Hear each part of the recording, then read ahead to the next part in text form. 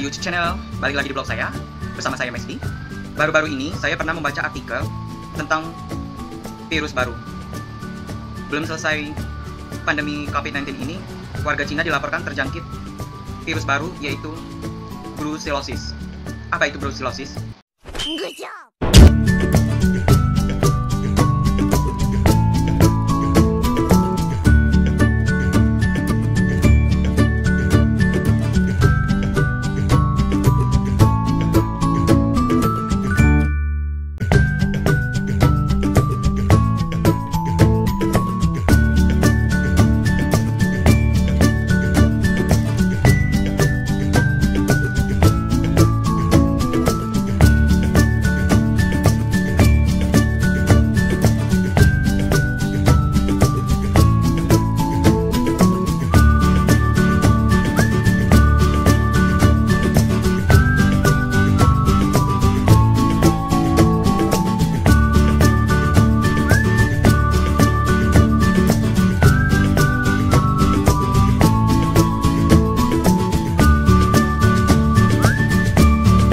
Langsung saja kita bahas virus baru ini, yaitu brucellosis.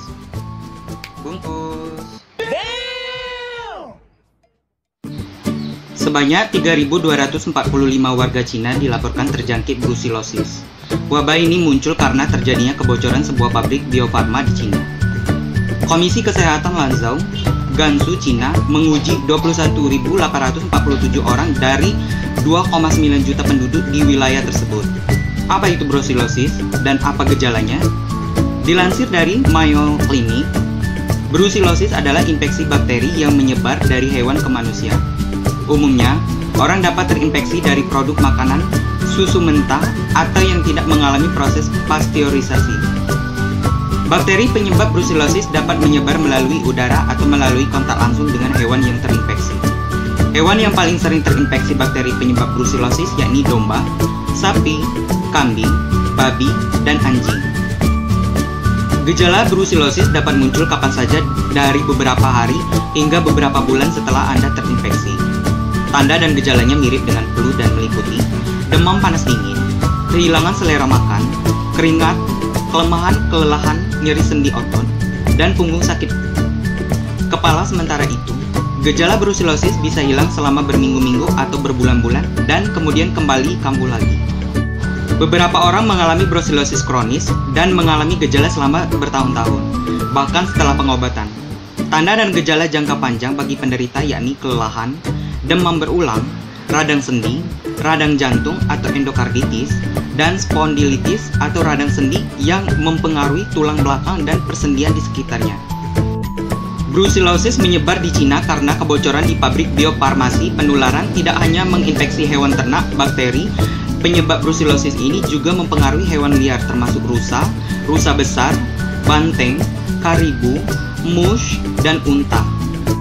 Diketahui, cara paling umum bakteri menyebar dari hewan ke manusia antara lain mengkonsumsi produk susu mentah. Bakteri Brucella dalam susu hewan yang terinfeksi dapat menyebar ke manusia dalam susu yang tidak dipasteurisasi, es krim, mentega, dan keju. Pasteurisasi adalah saat susu mentah dipanaskan dengan suhu tinggi dalam waktu singkat. Proses pemanasan ini menghancurkan bakteri berbahaya yang dapat membuat susu tidak aman dikonsumsi. Bakteri juga dapat ditularkan melalui daging mentah atau setengah mentah dari hewan yang terinfeksi. Menghirup udara yang terkontaminasi bakteri. Selain itu, cara penularan infeksi ini dapat melalui udara yang terkontaminasi bakteri, sebab bakteri Brucella mampu menyebar dengan mudah di udara. Menyentuh darah dan cairan tubuh hewan yang terinfeksi. Kemudian, bakteri Brucella yang ada dalam darah, air, mani, atau plasenta hewan yang terinfeksi dapat masuk ke aliran darah Anda melalui luka yang terbuka. Sementara, orang yang melakukan kontak normal dengan hewan seperti menyentuh, mengikat, atau bermain dengan hewan peliharaan tidak akan menyebabkan infeksi. Dalam kasus tertentu, orang yang sistem imunnya lemah sebaiknya menghindari penanganan anjing yang diketahui mengidap penyakit tersebut. Brucellosis biasanya tidak menyebar dari orang ke orang, tetapi dalam beberapa kasus, wanita telah menularkan penyakit ini kepada anak-anak mereka saat lahir atau melalui ASI. Brucellosis dapat menyebar melalui aktivitas seksual atau melalui darah yang terkontaminasi atau transfusi.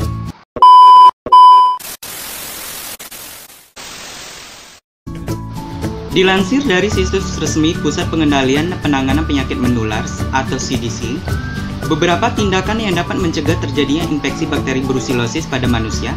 Menurut CDC, cara terbaik untuk mencegah infeksi brucellosis adalah dengan memastikan Anda tidak mengkonsumsi daging mentah, produk susu yang tidak dipasteurisasi seperti susu, keju, dan es krim. Selanjutnya, bagi mereka yang menangani jaringan hewan seperti pemburu dan pengembala hewan harus melindungi diri dengan menggunakan sarung tangan karet, kacamata, dan celemek. Perlengkap ini akan membantu memastikan bahwa bakteri dari hewan yang berpotensi terinfeksi tidak masuk ke mata atau di dalam luka atau lecet pada kulit. Pengobatan sebelum pengobatan dimulai. Diagnosis terinfeksi brucellosis harus dilakukan oleh dokter. Tes akan dilakukan untuk mencari bakteri dalam sampel darah, sumsum tulang, atau cairan tubuh lainnya. Setelah diagnosis dibuat, dokter dapat meresepkan antibiotik. Adapun lamanya proses pengobatan ini bergantung pada waktu pengobatan dan tingkat keparahan penyakit. Pemulihan dapat memakan waktu beberapa minggu hingga beberapa bulan. Kematian akibat brucellosis jarang terjadi. Terjadi tidak lebih dari 2% dari semua kasus.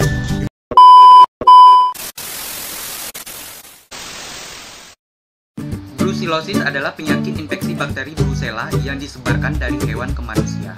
Umumnya melalui konsumsi susu, terutama susu yang tidak dipasteurisasi atau produk olahan susu lainnya. Meski jarang terjadi, brucellosis juga bisa menyebar melalui udara atau kontak langsung dengan hewan yang terinfeksi. Brucellosis adalah bakteri Brucella. Bakteri ini bisa masuk ke tubuh melalui kulit, selaput lendir, saluran pernapasan, saluran pencernaan, bahkan melalui mata. Brucella bisa bertahan hidup di dalam tubuh dan bisa berpindah melalui sistem aliran getah bening atau melalui aliran darah dari satu organ menuju organ lain. Akibatnya, infeksi yang muncul bisa terbatas di area tertentu atau meluas ke bagian tubuh lain.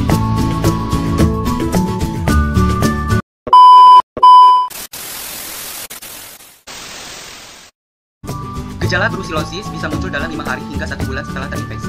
Umumnya mirip dengan gejala flu, di antaranya demam, sakit kepala, batuk, nyeri otot dan sendi, sakit perut, berkeringat di malam hari, nafsu makan dan berat badan menurun. Gejala bisa hilang dalam hitungan minggu atau bulan, namun bisa kambuh kembali. Diagnosis brucellosis yaitu dengan cara pengambilan sampel darah atau sampel sum tulang untuk mendiagnosis brucellosis. Karena brucellosis dapat menyerang beberapa organ, pasien bisa menjalani beberapa tes pencitraan, misalnya foto ronsen, untuk melihat perubahan pada tulang dan sendi, serta melakukan CT scan atau MRI untuk melihat apakah ada abses atau peradangan di otak dan jaringan tubuh lainnya.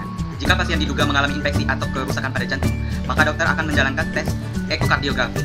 Sampel cairan otak juga bisa diambil untuk memeriksa tanda-tanda radang otak dan meningitis. Komplikasi dari virus brucellosis yaitu berdampak hampir semua bagian tubuh. Jika berlangsung dalam jangka panjang, brucellosis bisa menyebabkan komplikasi pada saat atau beberapa organ seperti endokarditis, artritis, epididymiorditis, infeksi limpa dan hati, radang otak dan meningitis, keguguran dan cacat lahir. Pengobatan brucellosis yaitu bertujuan untuk meredakan gejala, mencegah infeksi kambuh, dan menghindari komplikasi. Pasien akan diberikan antibiotik seperti doxycycline atau rifampicin untuk dikonsumsi selama minimal 6 minggu. Antibiotik lain yang umumnya digunakan dalam pengobatan brucellosis adalah cotrimoxazole, streptomycin, ciprofloxacin, dan tetracycline. Perlu diketahui, terdapat 5 hingga 15% kasus brucellosis yang kambuh meski sudah diobati. Biasanya, infeksi kembali terjadi 6 bulan setelah pengobatan dan bisa berlangsung dalam jangka panjang atau kronis. Nah, itulah yang dapat saya sampaikan pada pembahasan di vlog saya kali ini. Semoga bermanfaat dan menambah wawasan tentang penyakit-penyakit baru. Semoga kita terhindar dari mara bahaya, serta kita bisa dijaga keselamatan serta kesehatan. Tetap patuhi protokol kesehatan untuk menghindari segala hal-hal yang tidak diinginkan atau dapat membahayakan kesehatan serta keselamatan kita. Jangan lupa subscribe, like, comment, dan share, serta bunyikan lonceng notification agar dapat berita-berita terupdate tentang diagnosis medis. Dankeschön.